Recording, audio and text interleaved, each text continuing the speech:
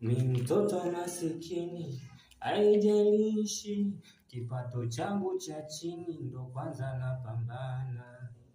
Najua kusema mtanisema tu, kisa nyumbani kwetu si hatuna ndoo. Najua Mungu akiamua kukupa, anakupa bila masimango. Ila binadamu tu atakususa, na kisha yatakuwa mengi malumbano. Ndo kwanza mi napambana, japo mi bado kijana. Ndo kwanza napambana, angali nikiwa bado kijana.